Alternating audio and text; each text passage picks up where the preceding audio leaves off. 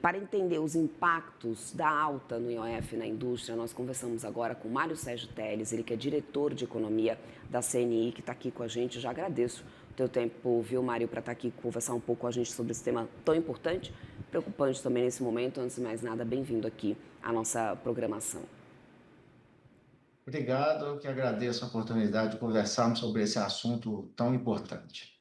Mário, vamos lá, né? A nota das confederações que eu estava até trazendo aqui para a gente dar uma olhada estima um impacto de 19 bilhões e meio de reais ainda nesse ano de 2025, com o aumento do IOF, né? Pelo menos é o que tem aqui na nota. E eu quero entender quais são os setores industriais que devem ser mais atingidos, né, nesse encarecimento de crédito. Vocês já conseguem fazer um mapeamento de quais são esses setores industriais e mais, há risco de paralisação de projetos ou, por exemplo, nesse curtíssimo prazo já de redução de investimento?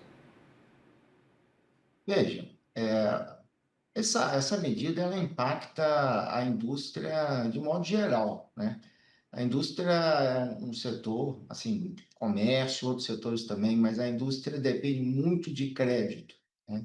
Seja para o capital de giro, né, que é para financiar suas operações do dia a dia, como também para realizar seus investimentos. Então, os impactos são generalizados. Eu acho que a gente não tem um setor que não vai ser afetado.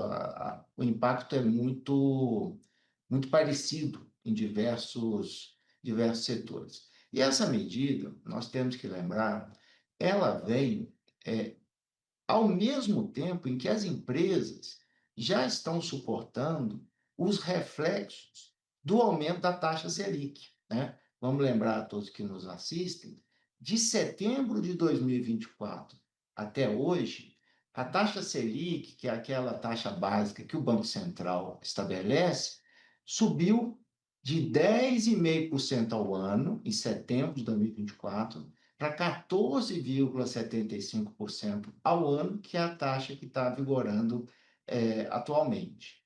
Esse aumento da Selic, ele é imediatamente passado para as taxas de juros que empresas e consumidores pagam nas suas operações. O aumento da taxa média de juros da economia foi de quase 4 pontos percentuais nesse intervalo entre setembro e março de 2025. E vamos lembrar, a taxa básica é 14,75. Só que a taxa de juros que as pessoas e as empresas pagam é muito maior do que isso, porque existe o spread bancário em cima da taxa básica. A taxa média já está em 31,3%. Tá? Essa é a taxa média de juros que empresas e pessoas pagam. Então, esse aumento do IOF vai contribuir para aumentar ainda mais uma taxa de juros que já subiu muito nos últimos meses, né? E deve ainda continuar subindo, ainda com o efeito da Selic, porque ela tem alguns efeitos defasados. Então, é uma dose de juros muito forte que vai prejudicar enormemente todos os setores da economia brasileira. Se já vai levar à redução de investimentos, eu acho que contribui sim para que todos os setores, a indústria principalmente, mas serviços, comércio, própria agropecuária, em alguma medida, é, vão rever planos de investimento, não só pelo IOF, pelo movimento também da taxa básica, a taxa Selic. Por quê? Esses dois movimentos significam menos demanda à frente. E se há menos demanda, a necessidade de novos investimentos ela se reduz. Então, as empresas vão sim avaliar se devem ou não manter seus planos de investimento nessa conjuntura tão negativa que nós estamos vendo em termos de crédito. Agora, Mário, a gente sabe que o IOF, né, originalmente é um imposto regulatório e agora estava sendo usado claramente com a finalidade arrecadatória. Essa mudança, né, de função do IOF, na tua visão, ela prejudica a previsibilidade do ambiente de negócios? E mais, qual que é o recado que esse tipo de medida envia ao investidor na tua concepção? Veja, sem dúvida, quando o IOF é usado dessa forma, que é claramente arrecadatória, né, ele perde a sua função de regulação, né? Ele deveria ser um imposto para contribuir em determinados momentos em que se quer reduzir o consumo, aumenta-se o IOF. Quer incentivar o consumo, reduz o IOF, né? Não é o que está acontecendo agora. Já temos a Selic fazendo esse papel de redução do consumo e o aumento do IOF é claramente, até como foi divulgado, uma medida arrecadatória.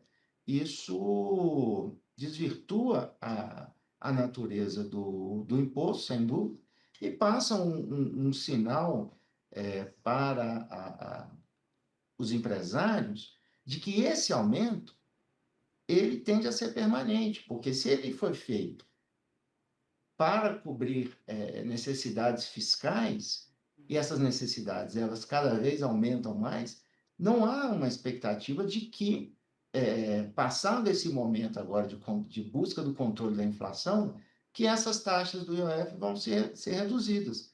O que vai se reduzir é a taxa Selic em algum momento. A gente espera isso que seja o mais rápido possível. Mas o IOF, como ele veio para cobrir um buraco fiscal, não tem a expectativa de que ele seja reduzido num horizonte aí de curto e médio prazo. Então, passa sim uma sinalização muito ruim de um impacto no momento e um impacto que vai durar por bastante tempo. E os efeitos em relação à competitividade internacional, Mário? Eu te pergunto isso porque é muito. A percepção que a gente tem, a sensação que a gente tem nesse momento é de ir na contramão das políticas industriais de países concorrentes, né? Então, diante de um cenário como esse, primeiro, como explicar para os investidores internacionais esse tipo de situação que traz uma maior insegurança dada a falta de previsibilidade? Segundo, como que fica a competitividade da indústria brasileira no cenário internacional? Dá para competir ainda? É, sim, esse movimento, antes da gente falar de competitividade, a gente tem que lembrar que este movimento de agora do Sim. IOF, ele interrompe uma trajetória de redução do IOF e até de zerá-lo em 2028. Porque esta trajetória tinha sido combinada quando o Brasil fez um movimento de entrar na OCDE, que é o clube dos países aí mais ricos do mundo. O IOF, dentro do ambiente da OCDE, é um imposto estranho, né? Então, existia um cronograma de redução até zerar o IOF. Então, essa medida vem na direção contrária, como eu já falei, como ela é uma medida fiscal, não há, no médio prazo, pelo menos, uma expectativa de que vai ser revertido. Com relação à competitividade, sem dúvida, nós já temos um custo, né, o chamado custo Brasil, que é o custo adicional por se produzir no Brasil em relação aos países da OCDE, que é de 1,7 trilhão a mais por ano, que custa produzir no Brasil em relação a esses outros países. São vários componentes, e um deles é o custo do crédito, que é extremamente elevado no Brasil. Quando a gente fala com pessoas de fora que a taxa de juros média no Brasil, como eu coloquei, é de 31%, com uma inflação que está girando aí em torno de 5%, né? É um número que causa estranheza, né? Não é comum para eles. E no caso das empresas, né, pensando em termos de competitividade, a taxa de juros é muito elevada, é em torno de 23% para as empresas. Isso gera um custo financeiro que os nossos concorrentes não têm. Os nossos concorrentes não se financiam a 23%. Se financiam com taxas muito mais baixas, 4%, 5%. Isso no ambiente hoje em que há uma taxa de inflação relativamente alta nesses países desenvolvidos. Então, é muito difícil competir nesse ambiente. Muito se fala, a indústria brasileira não tem competitividade. Grande parte desses problemas não estão dentro das empresas. Esses problemas estão fora, no problema tributário, no custo do financiamento, nas questões custo trabalhista, no problema da infraestrutura. É isso que tira a competitividade da indústria brasileira. Agora, Mário, a gente tem esse aumento dessa alíquota do IOF em um momento em que também tem sido discutido incentivos à indústria por meio da Nova Indústria Brasil, né? E aí a gente vem agora com isso, essas alíquotas, esse aumento da alíquota do IOF, claramente numa direção oposta. Na sua visão, há uma dissonância dentro do próprio governo entre as áreas técnica e área fiscal? Veja, a NIB, né, a Nova Indústria Brasil, foi o relançamento da política industrial no Brasil, é um movimento muito importante, tá? E nós achamos que ela deve ser uma política de Estado, né? Porque hoje nós estamos com esse governo que lançou a política, mas é possível, né, na próxima eleição, em outras eleições, que se mude o governo. Mas, qualquer que seja o governo, a NIB, para ter resultados, né, ela precisa de estabilidade. Então, acho que esse é um ponto muito importante. Estão sendo aportados recursos com um custo fiscal tá muito pequeno, muito pequeno. Tá?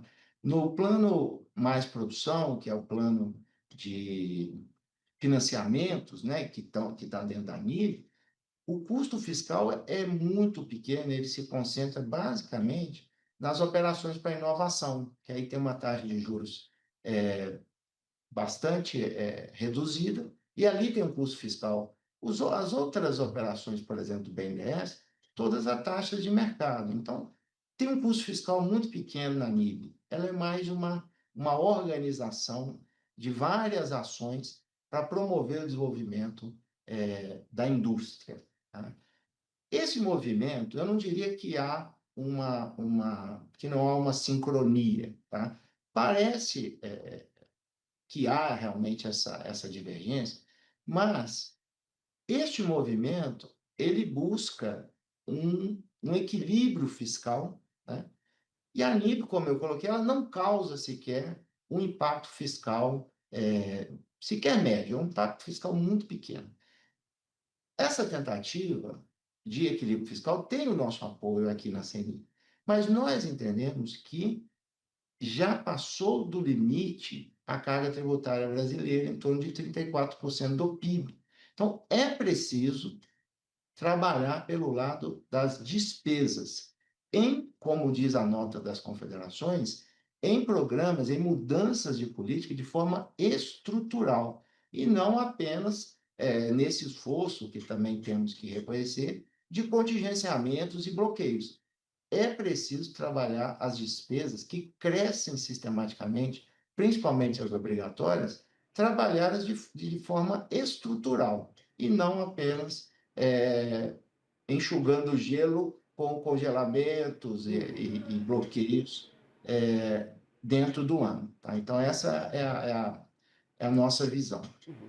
Agora, Mário, dado o apelo, né, das confederações para que o Congresso revogue o decreto, qual que é a expectativa agora aqui da CNI em relação à atuação parlamentar?